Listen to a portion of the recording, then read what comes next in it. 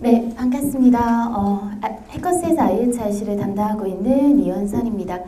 여러분들 중에서 IELTS 이제 시작하신 분들도 있을 거고요. 아니면 오늘의 계기로 이제 처음 시작하는 분들도 있겠죠. 자, 제가 오늘 여러분들께 유학과 아니면 어학연수에서 필요한 기본적인 6.0대 점수를 어떻게 하면 좀 빠른 시간 안에 점수를 만들어낼 수 있을지 두 가지로 단 설명을 드릴 거고요. 여러분들이 만약에 이 두 가지만 확실하게 잡아낼 수 있다면 충분히 원하는 목표 점수를 원하는 시간 안에 만들 수 있을 거라고 확신합니다. 독해가 어느 정도 완성이 되고 나면 두 번째는 문제 유형별 풀이 전략이겠죠.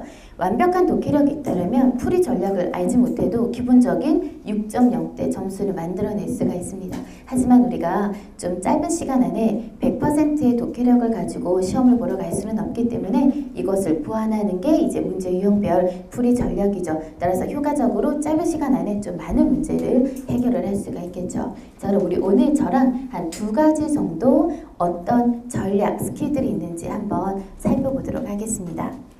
자, 첫 번째 short answer 문제입니다. IELTS 문제 중에서 가장 쉬운 평범한 문제 유형입니다. 문제를 보시면은 의문사로 시작하는 거 보이죠, 여러분? which, 어느 것이냐, 누구냐, 무엇이냐, 어디냐 의문사로 시작하기 때문에 답을 단답형 명사 형태로 쓰면 되고요. 이제 이런 게 주관식 문제죠. 하지만 본문에 있는 거를 그냥 그대로 옮겨서 쓰기만 하면 돼요. 단어 개수 제한이 있기 때문에 한 단어에서 한 세 단어 이렇게 그대로 옮긴다고 보시면 되고요. 네, 문제 볼게요. 어떤 연구 기관이 성공적이지 못하게 조사를 했느냐?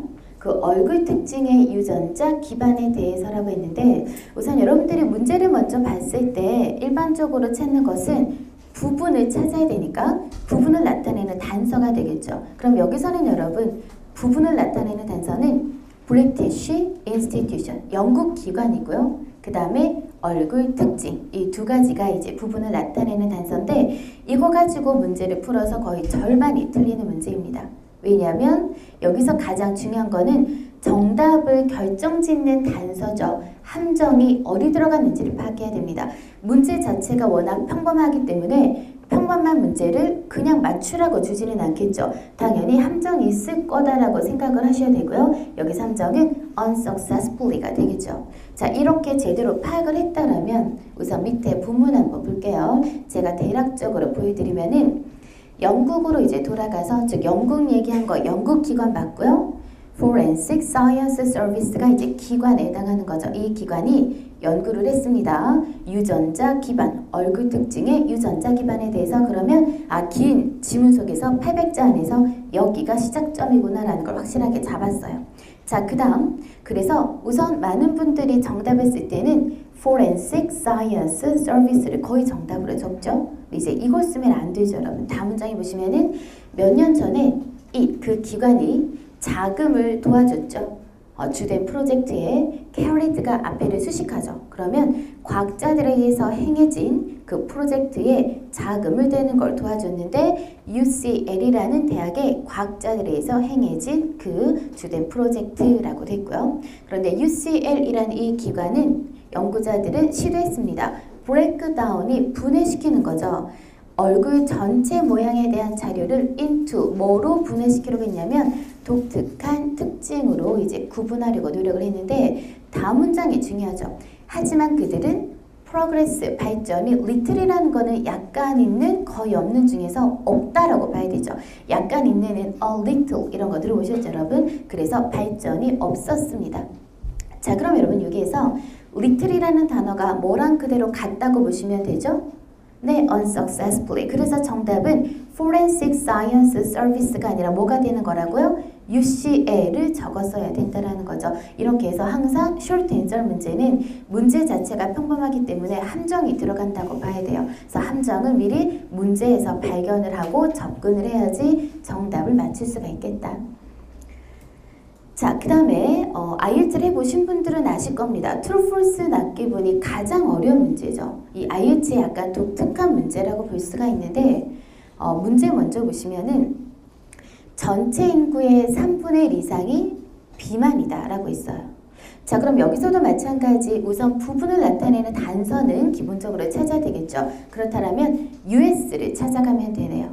어차피 전부 다 비만에 관련된 내용일 거고 미국 부분을 빨리 찾아가면 되는데 여기서 정답을 결정짓는 함정은 두 군데 1/3, 3분의 1인지를 파악을 해야 되고요. 그리고 전체 인구인지를 파악을 해야 되죠. 자, 그러면 밑에 지문 한번 보시면 아이들의 비만이 빠르게 이제 증가하면서 전 세계적인 전염병이 되고 있습니다.